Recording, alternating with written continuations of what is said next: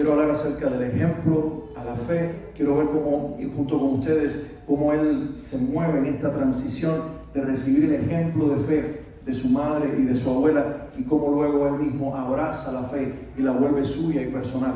Porque, insisto, cuando estamos pensando en tener hijos sanos, hay una sola clave. Y puedo mencionar muchas cosas en este libro, ejemplos que puedo dar, algunas cosas prácticas que podemos hacer en el hogar, pero yo quisiera que encontráramos detrás de cada una de las páginas del libro, pero sobre todo del libro de los libros, la palabra de Dios, que la clave es una persona y no métodos humanos. La clave es Jesucristo. Él es el que sana corazones, Él es el que entrega vida, Él es el que nos da verdaderamente la oportunidad de nosotros ser transformados y sanados y encontrados en Cristo para la gloria de Dios. Les cuento rapidito mi testimonio personal. Yo creo, y con esto me identifico con Timoteo, que mi experiencia al vivir en casa, en mi hogar, donde nací y crecí, mi hogar de la niñez de mis padres, fue una experiencia donde de alguna manera el hogar fue mixto, espiritualmente hablando. Mi bisabuela, la abuela de mi mamá, cuando era una mujer adulta, casada, con hijos, que ya se encontraban en la juventud, inclusive mi abuela y sus 3 hermanos, ya después de haber vivido una experiencia familiar por varios años, tocó a la puerta de la casa donde ella vivía un pastor, que había sido también el fundador de una de las denominaciones evangélicas en Cuba, la denominación de los Pinos Nuevos. Y este pastor, Ramón Labastida, tocó a la puerta de la casa de mi bisabuela. Ella le abrió, y cuando ella le abrió la puerta, él se identifica como un pastor, le presenta el evangelio, y el corazón de mi abuela se abrió al Señor Jesús, de mi bisabuela, debo decir.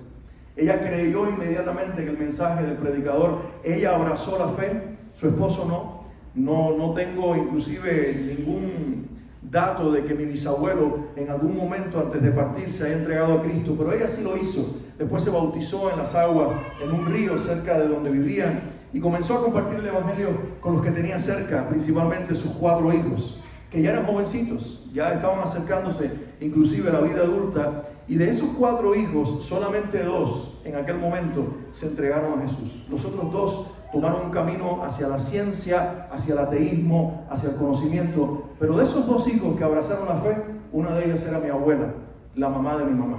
Así que mi abuela, cuando tiene unos 18 años más o menos, ya se casa bien jovencita con mi abuelo, que tenía una apertura espiritual, pero para nada cristiana, sino completamente hacia el enfoque católico y con mucha inclinación a la santería. Pero mi abuela, aquella adolescente a la cual la mamá le había presentado el evangelio, que ya estaba enamorada con este muchacho para casarse, le dice a su novio: bueno, nosotros nos vamos a casar, pero yo acabo de creer en el Señor, en el Salvador. Fíjense ustedes qué locura, ¿verdad? Miren ustedes todas las cosas que Dios hace. Se casan los 2, tienen familia, tienen al principio 3 hijos, con el tiempo llegarán a tener 5 hijos, pero por mucho tiempo mi mamá fue la menor de 3 hermanos. Esos 3 hermanos, cuando nacen, mi bisabuela y mi abuela los comienzan a llevar a esa iglesia evangélica donde el evangelio había llegado a la familia, hasta que hay un cambio político en el país, en Cuba. Mi abuelo, no que necesariamente simpatizara con el gobierno que de momento tomaba el poder de la isla y hasta la actualidad se encuentra, pero tenía una sed desde pequeño de que sus hijos llegaran a la universidad, se graduaran con méritos de la universidad, tuvieran títulos universitarios, y no iba a permitir que ahora la fe de su mujer y la fe de su suegra se interpusiera con su sueño de que sus hijos fueran universitarios. Así que, entrando en la adolescencia, mi mamá fue prohibida de ir a su iglesia, donde ella se congregaba con su abuela y con su mamá y sus 2 hermanos también. Comenzaron a vivir una vida alejados del evangelio. Mi abuelo le dijo a mi abuela: no tengo ningún problema en que vayas a tu iglesia, en que te congregues los domingos, en que vayas entre semana, en que tengas tu fe en tu Dios y en tu Biblia, pero no voy a permitir que mis hijos, así era la época, muchos conocen esa historia y ese momento en Cuba, que mis hijos se pierdan la oportunidad de ser universitarios porque los tengas dentro de la iglesia y el país o el gobierno se los prohíba. Así que ellos tuvieron que obedecer a su papá. Mi abuela tuvo como mujer en ese momento, sobre todo, más sumisa a las mujeres, con una voz menos potente que decir: esa es la dirección que vamos a tomar. Y siguió yendo a su iglesia con su mamá mientras sus hijos eran encaminados y encarrilados en un camino aparentemente de no tener fe. Obvio, Se hizo el sueño de mi abuelo realidad. Sus 3 hijos se volvieron universitarios. Mi mamá se hizo maestra de profesión, sus 2 hermanos también. Luego ellos siguieron estudiando, tenían sed de estudios inculcada por el padre, hicieron sus maestrías, doctorados, se volvieron filósofos, se volvieron ateos en el camino. Pero mi mamá siempre me contaba que en algún momento, cuando ella tenía la oportunidad de estudiar estudios más avanzados, hacer su maestría, le entregaron una boleta donde decía si era creyente en Dios. Y ese fue su momento crítico, donde a pesar de que a los 12 años más o menos la habían arrancado de la experiencia de fe de la iglesia, ella había quedado con su Biblia vieja que una misionera americana le había entregado, y había quedado con el corazón marcado por una fe muy incipiente, muy de niña, muy de temprano en la vida, pero que había sido suficiente para que en ese momento dijera: sí, creo en Dios. Y hasta ahí sus aspiraciones académicas llegaron. Pero ya para ese momento se había enamorado, estaba a punto de casarse. Mi padre entró a la escena y mi padre se proclamaba ateo. Ha sido un lugar bastante sano emocionalmente hablando, donde mis padres se amaron desde el principio, donde se cuidaron, donde hubo respeto. Pero mi papá, como ya les dije, era ateo y mi mamá era creyente.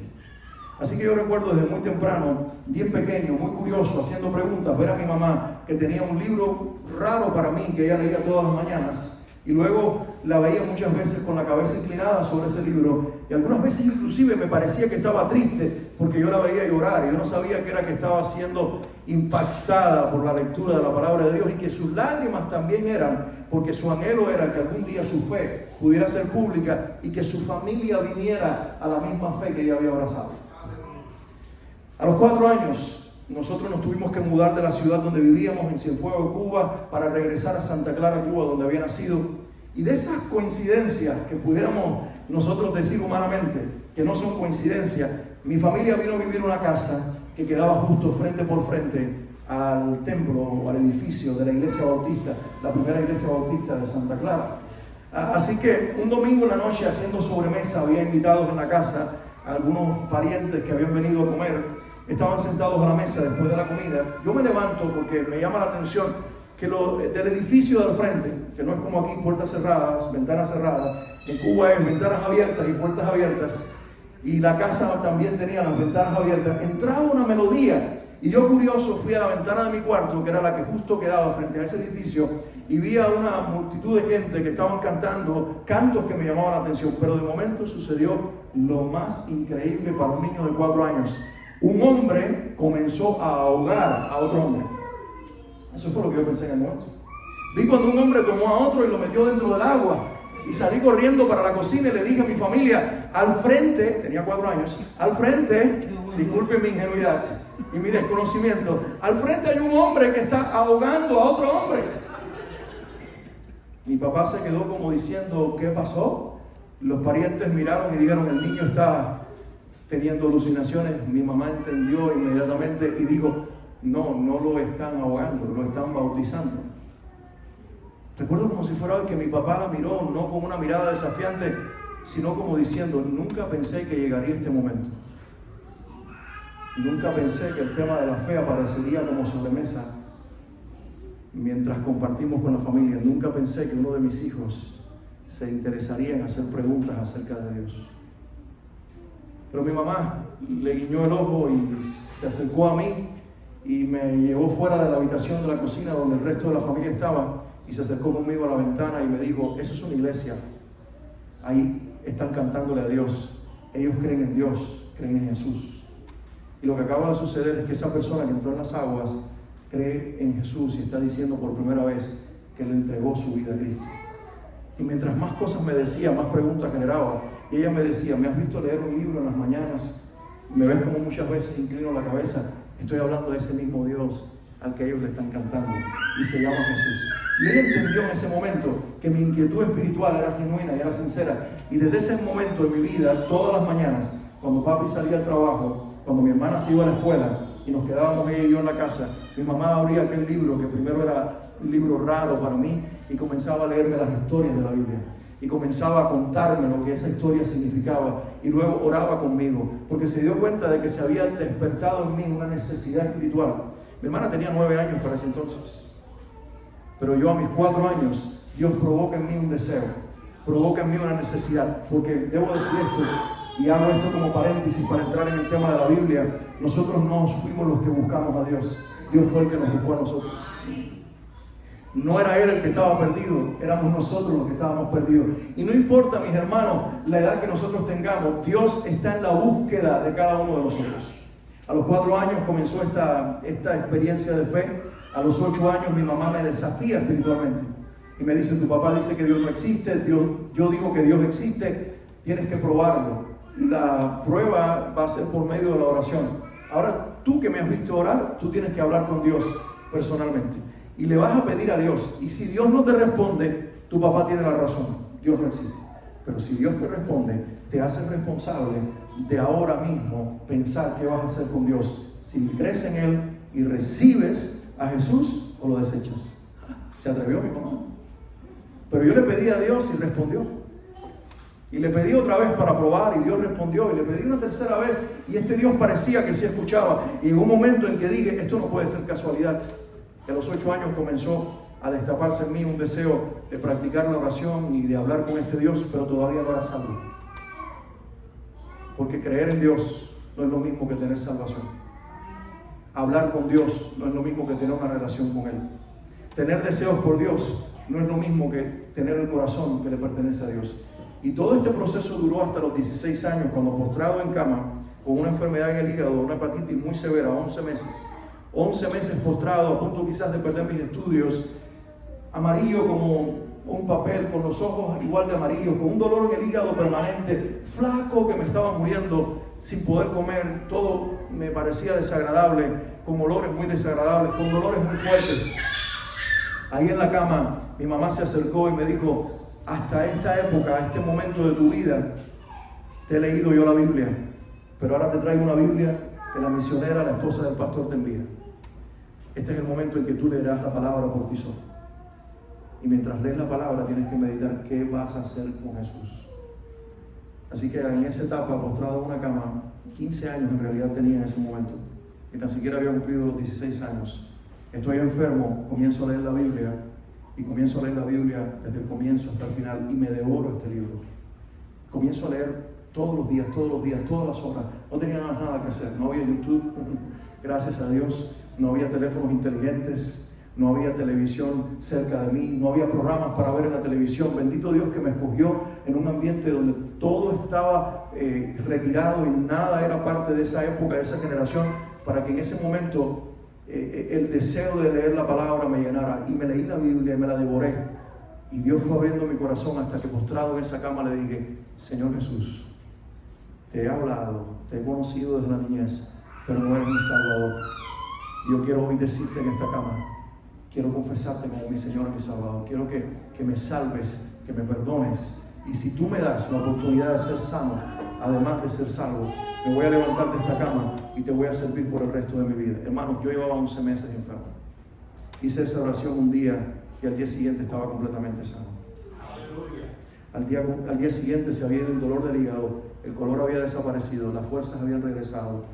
Podía oler bien por primera vez. Las comidas me sabían bien. Un deseo y una fuerza de vivir habían aparecido. Y lo primero que hice a esa mañana de domingo de esa primera semana, después de haber entregado mi vida a Cristo, fue ponerme mi mejor ropa, fue irme para la iglesia. Y recuerdo haber sentado a mi papá y decirle: mira, yo sé tu posición, yo sé el temor que tienes, que tu familia se identifique con la fe. Ya para ese entonces mi mamá se había hecho pública su fe y estaba en la iglesia congregándose. Pero otro tema era que su hijo entrara. Pero digo, no puedo negar a este Dios que me salvó y me sanó. Y él me dijo: aunque yo no apruebe la misma fe, aunque yo no la abrace, fueron sus palabras, en este momento yo voy a respaldar todas tus decisiones, no importa cuáles sean. Adelante, ven. Y yo me fui a la iglesia y me entregué al Señor. Y por eso estoy aquí en esta noche predicándoles este evangelio. Porque este evangelio es vida, hermanos. Este evangelio puede cambiar la vida de las personas. Pero por eso le he llamado este mensaje del ejemplo a la fe.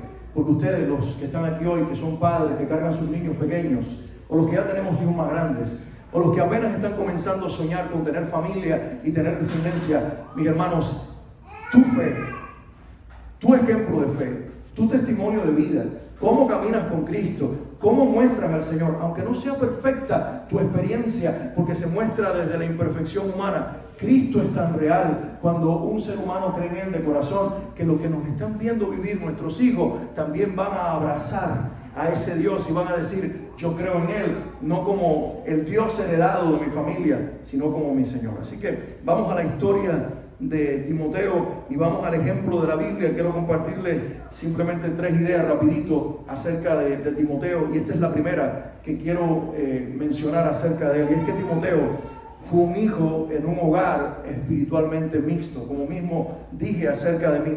Mira lo que dice la palabra, aquellos que tienen sus Biblias con ustedes, Hechos 16:1. Dice la Biblia esto de su papá. Él tenía un padre pagano, un padre que no era creyente de Jesús. Y Hechos 16:1 dice: llegó Pablo a Derbe y a Listra, y aquí había allí cierto discípulo llamado Timoteo, hijo de una mujer judía creyente.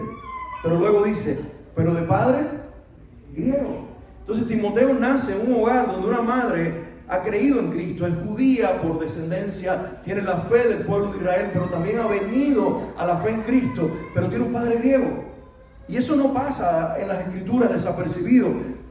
En Lucas no lo dice por gusto. Pablo no lo vio como algo sin sentido. Pablo sabía que este muchacho había crecido en un ambiente bastante quizás difícil, donde de un lado estaba el testimonio de una mujer que creía en Cristo, pero del otro lado estaba el ejemplo y la acechanza de la vida sin Cristo, de un padre que era parte de una cultura inclusive bastante complicada donde Timoteo creció. ¿Y por qué quiero hacer énfasis en esto? Porque a lo mejor muchos de los que estamos aquí, nuestro hogar no fue el mejor modelo de familia. Pero quiero decirles esto en esta noche, mis hermanos. No importa donde nosotros nos tocó crecer. Lo importante es el plan que Dios tiene con nuestras vidas. Y cómo pudo darnos la oportunidad de creer en Él y de cambiar nuestra historia para que pudiéramos nosotros ser restaurados de adentro hacia afuera y poder crear modelos de familia donde el Señor Jesucristo sea el centro y Él pueda ser glorificado. Y eso creo que lleva un amén, ¿verdad? Ahora, Timoteo no solamente era el hijo de un hombre no creyente, sino que Timoteo también era el hijo de una mujer de fe, su madre Eunice. Dice la Biblia, 2 Timoteo 1:5, ahí en la palabra, si quieres anotar la cita, trayendo a la memoria, dice Pablo, la fe, y miren qué expresión tan linda, la fe no fingida. Dice: tu fe no fingida, esa fe que hay en ti, la cual habitó primero en tu abuela Loida y en tu madre Eunice, y estoy seguro que en ti también. Timoteo no solamente tenía una madre que era una mujer de fe, también era nieto de una mujer con una fe grande, su abuela Loida. Qué privilegio, ¿verdad?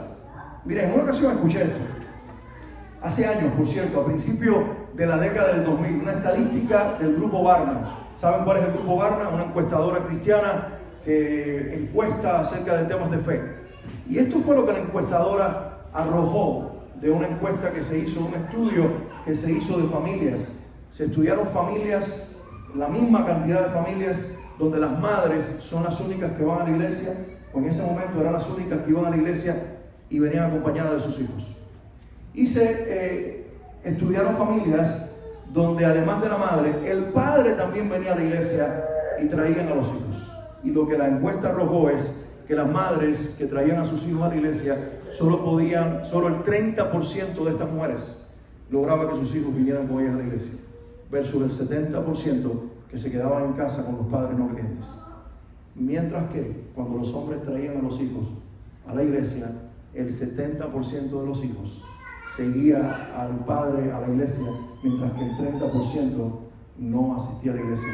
Y con esto se estaba acentuando cómo la influencia y la autoridad del padre para influenciar, valga la redundancia, espiritualmente a los hijos es poderosa. Pero hay un problemita con esas estadísticas, hay un problemita con esos estudios, que puede hacerle pensar a la mujer que tiene que criar hijos sin el respaldo de un hombre creyente, que sus hijos se van a perder y que su testimonio no es suficiente.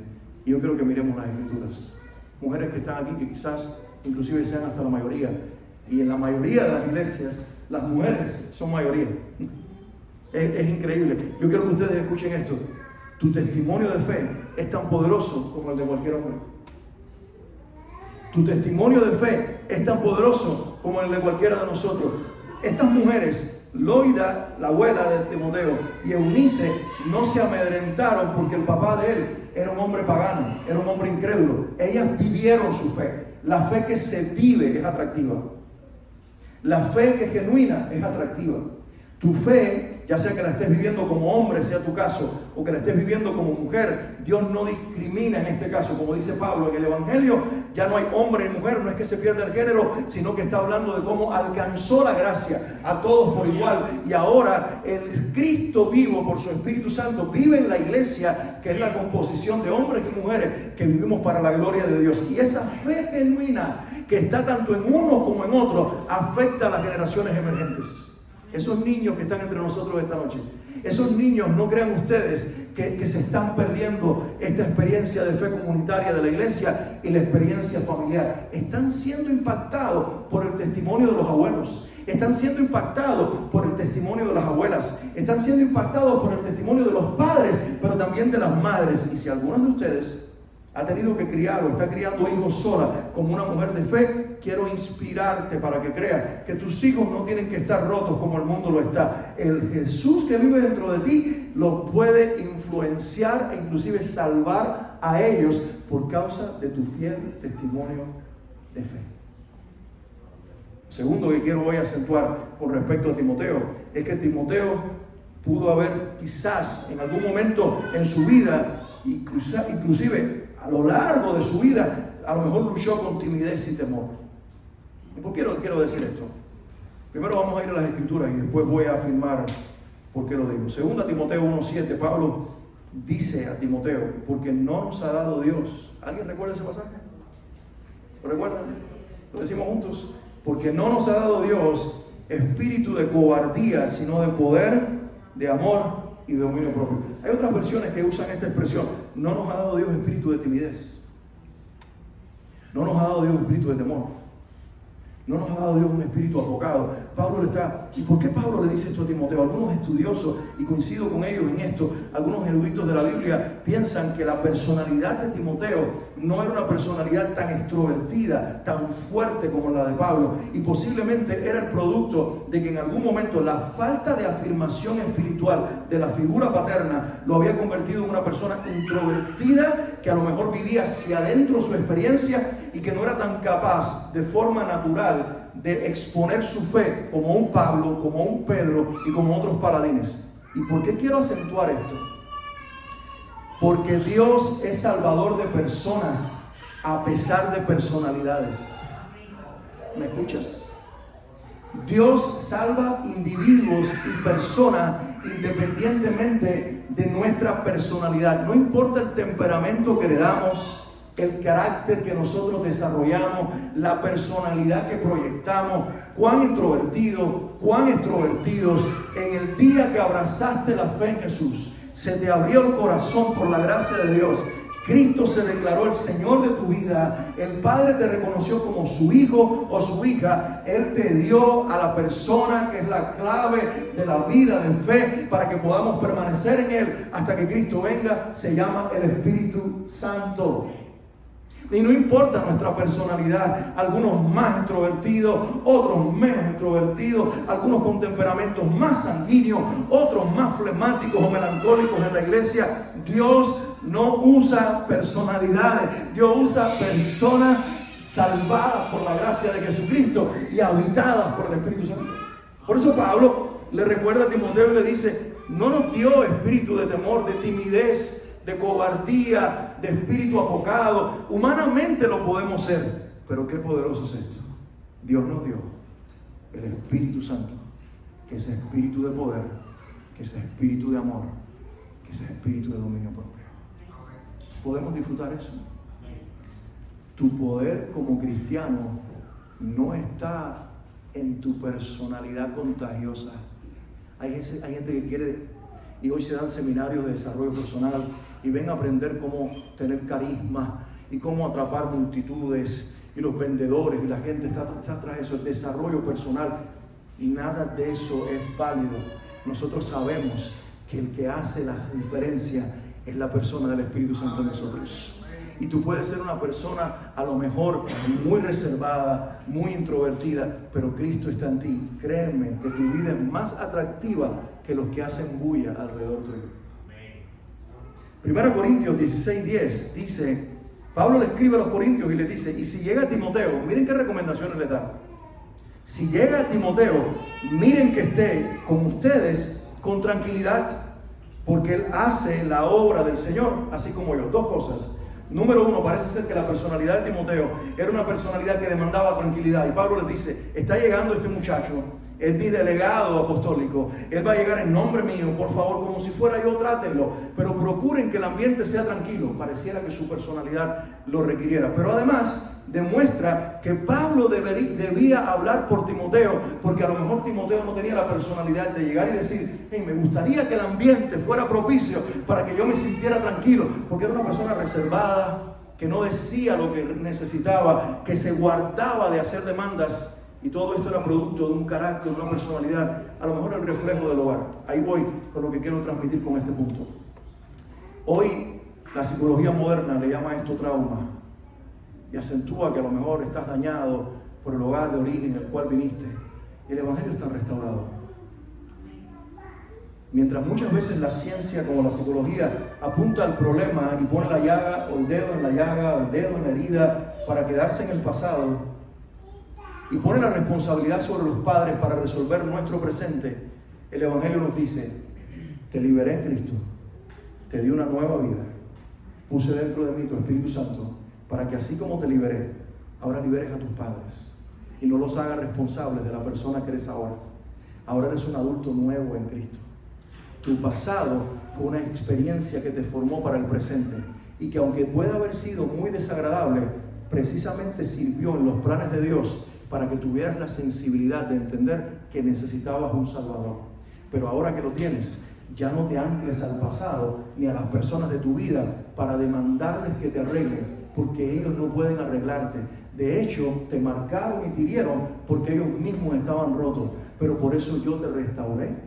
Yo te hice una nueva criatura y yo puse en ti mi Espíritu Santo, porque nadie podía hacer por ti y en ti lo que yo puedo hacer. Por tanto, mis hermanos, nuestra vida está completa, está plena, está restaurada, está resuelta, está llena en una sola persona, y esa persona es Jesucristo. Y el tercer punto con el que quiero hoy cerrar este tema es el impacto que tuvo el testimonio de la fe de su madre y de su abuela en la vida de Timoteo. Ya lo leímos anteriormente, ya hemos visto lo que las escrituras dicen, pero es gracias a lo que estas mujeres hicieron y vivieron su fe que sucedieron algunas cosas en la vida de Timoteo. Primero, Timoteo se rindió a Cristo. Él recibió salvación. Miren,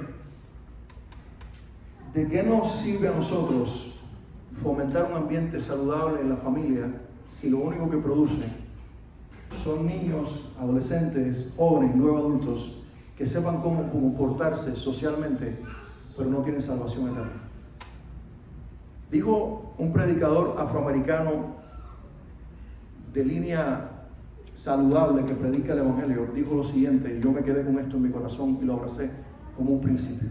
Olvidé su nombre ahora, el del predicador, pero no lo que dijo, y esto fue lo que dijo: los padres que han preparado a sus hijos, padres cristianos, que han preparado a sus hijos para que vayan a la universidad y se conviertan en profesionales exitosos, pero no los han preparado para que tengan un encuentro con el Salvador y tengan vida eterna, han fracasado como padres. Quiero que meditemos en eso un momentito. Si nuestra meta es que nuestros hijos sean exitosos, tengan un título universitario en las manos, una profesión lucrativa, vivan bien esta vida y simplemente construyan familias socialmente sanas y socialmente saludables, es una meta incompleta y hemos fracasado como padres, porque la meta de los padres cristianos no es que nuestros hijos les vaya bien en esta vida, es que tengan un encuentro con el Salvador y tengan seguridad eterna, no porque heredaron una fe en el hogar, que es una fe tradicional o nominal, sino porque Cristo se les reveló a ellos personalmente y pudieron hacerlo su Señor y su Salvador.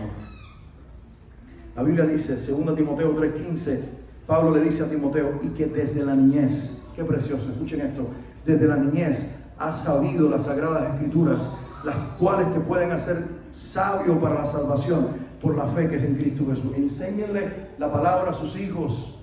Léanle la palabra escrita, pero vivan la palabra en casa. No solamente léanla, vívanla, por favor. Se los suplico. Mi hija me comentaba en esta semana, está estudiando ahora su tercer año en una universidad cristiana en West Palm Beach, y en una de las clases está teniendo un curso sobre el liderazgo de Jesús. Y la maestra les decía, quiero antes de hablar del tema, preguntarles acerca de cómo fue su trasfondo, espiritualmente hablando, antes de llegar aquí. Pero antes de saber de ustedes, les digo a esta mujer, les hablo del mío. Vengo de un culto, de una secta. Vengo de una familia. Mi papá era un líder dentro de los tantos líderes de la secta. Y no fue hasta que mi padre murió, dijo esta mujer, y con más de 18 años, que mi familia y yo literalmente pudimos escapar de ese culto, de esa secta espiritual. Dice, para yo construir mi fe en Cristo, primero tuvo que deconstruir mi experiencia espiritual dentro de una falsa enseñanza, de una falsa doctrina.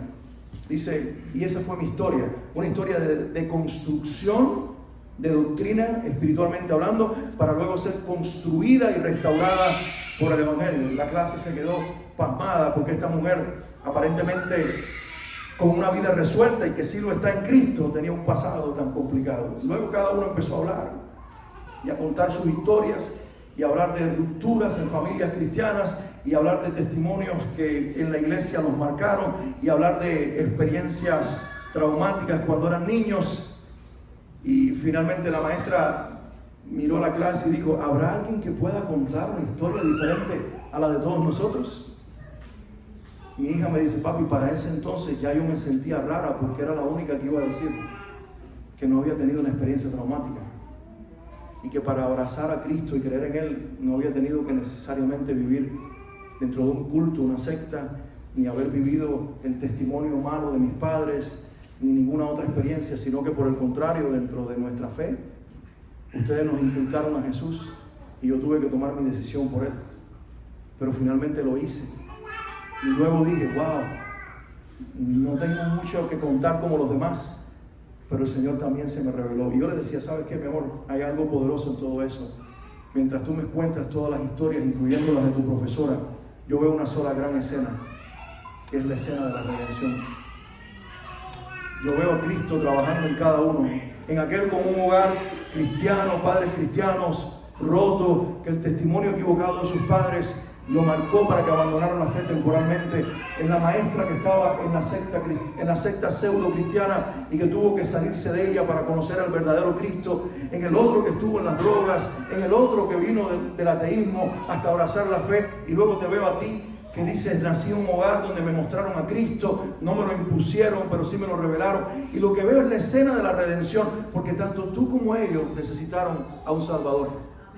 Uno para ser libre de las drogas, otro para ser libre de una secta, pero tú para ser libre de ti misma. Y de una idea equivocada de que porque habías nacido en nuestra familia, ya eras salva. En algún momento tuviste que creer en Él. Y yo le daba gracias al Señor y decía, no importa nuestra historia, un redentor para todos. Un salvador para cualquier historia, un restaurador y un sanador para todos. Podemos celebrar eso en esta noche, ¿no?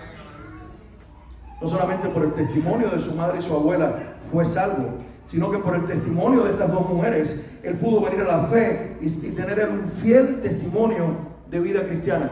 Si tienes tu Biblia contigo, mira lo que dice Filipenses capítulo 2, 19 al 22. Ya casi estoy cerrando. Pero la Biblia dice, espero en el Señor Jesús enviarles pronto a Timoteo. Este es Pablo a la iglesia.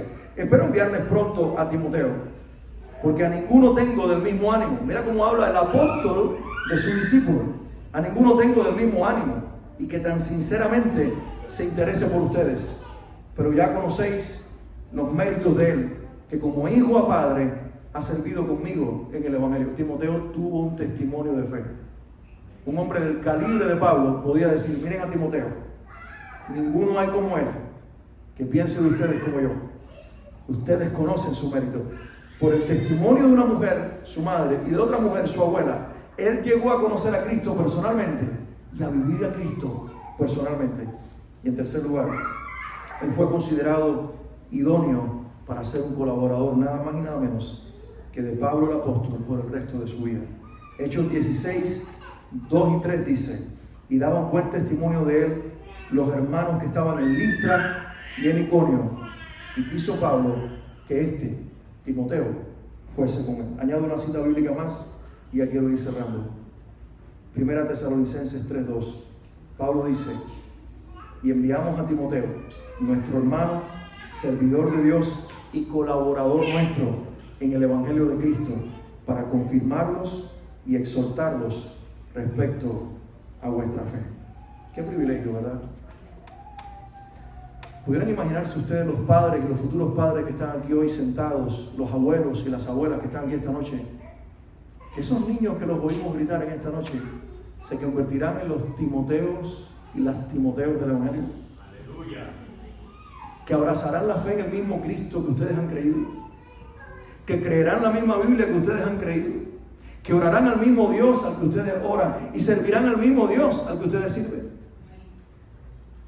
Hoy lloramos y lamentamos la muerte de un hombre de 31 años. ¿Sabes qué he pensado mientras me dolía con el resto de los norteamericanos y principalmente de los cristianos? Señor, ¿cuántos Charlie Kirk tú levantarás en América?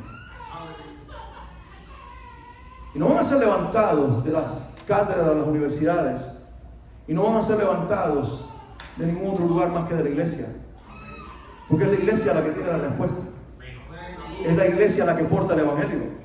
Es Cristo el que divide la luz de las tinieblas, es Cristo quien expone la mentira y revela la verdad, es Cristo quien todavía sigue llamando a lo bueno bueno y a lo malo malo, al pecado pecado, y Él es el único que puede salvar. Por lo tanto digo, mientras silencian una voz, se levantarán miles. Mientras intenten silenciar la voz de un hombre, nunca podrán silenciar la voz de la verdad, que estuvo muerto pero resucitó al tercer día, cuya palabra está viva y es eficaz y más cortante que toda espada de doble filo. Así que permítanme terminar acentuando estas 4 verdades que para mí son determinantes en esta noche. La primera, que se puede criar hijos sanos y salvos, aún en condiciones que familiarmente parecen ser desfavorables, como el hogar de Timoteo, con un padre incrédulo, pero 2 mujeres de fe que supieron que Cristo es tan suficiente para salvar generaciones, que no importa el testimonio equivocado de los que no creen. Lo segundo que quiero acentuar para ir concluyendo es esto: Dios puede levantar una generación de hijos que caminen con Él, que tengan testimonio y que le sirvan fielmente, pero comienza con una generación de padres que vivamos de la misma manera. Número 3, que a veces basta con una madre o una abuela o incluso un padre solo, soltero, viviendo su fe con constancia, cercanía y amor para que se levante una generación de jóvenes, de niños que sean expuestos al Evangelio y crean en Jesucristo. Y por último, que esa fe genuina que tú vives hoy impactará los corazones de tus hijos, de tus nietos y de los hijos de tus hijos y de los hijos de los hijos de tus hijos, llevándolos a rendirse al mismo Señor en el que has creído. Mi bisabuela, que fue la primera en creer en mi familia materna, cuando yo era un niñito llegaba a visitarla con mi mamá y me sentaba al pie de su cama, me decían: ya soy viejita, ya pronto me iré a mi verdadera casa. Y yo le decía: ¿y esta no es tu casa? Y ella me decía: no, mi casa es la que Jesús preparó para mí. Y voy a caminar por unas calles de oro y voy a acercarme al mar de cristal. Pero cuando esté allí, voy a ver a mi Salvador y a mi Señor cara a cara. Y yo le decía: ¿y quién es Él? Y ella me decía: se llama Jesús. Y un día tú también lo conocerás. Y yo recuerdo que en mi preadolescencia, esta mujer del sueño pasó a la eternidad. Pero yo sé dónde ella está. Yo sé en quién creo. Y yo vi como el legado de fe de esta mujer, que quizás algunos de sus hijos se burlaron de ella, algunos de sus nietos se burlaban de la fe de la abuela, algunos de sus bisnietos hacían muecas cuando ella hablaba de Cristo. Impactó a algunos. Y hace poco supe que uno de mis primos, por esa vida de la familia, no solamente creyó en Cristo, sino ahora es pastor ordenado de su denominación. Y yo digo, todavía las oraciones de mi bisabuela, y todavía las oraciones de mi abuela, y todavía las oraciones de los que hemos creído están llegando a salvar a la familia, porque ese es el poder del Evangelio. Sigamos creyendo y sigamos viviendo a Cristo hasta que Él venga. Amén. Oramos un momento. Padre, en el nombre de Jesús, hoy delante de ti nos hacemos responsables del testimonio de fe. Hoy delante de ti te pedimos las fuerzas del Espíritu Santo para vivir un evangelio firme y un evangelio verdadero. Queremos ser la primera Biblia que lean nuestros hijos. Queremos ser la primera palabra en la cual Cristo se ha revelado a través, no solamente de nuestras palabras, sino primeramente a través de nuestro vivir. Bendice nuestras casas y nuestra descendencia, y que nuestro Salvador sea el Salvador de nuestra descendencia. Que así como Timoteo, el impacto de Loida y de Eunice fueron cruciales para que él creyera en ti, que así nuestros hijos y los hijos de nuestros hijos puedan creer por el testimonio de nuestra fe. En el nombre de Jesús. Amén.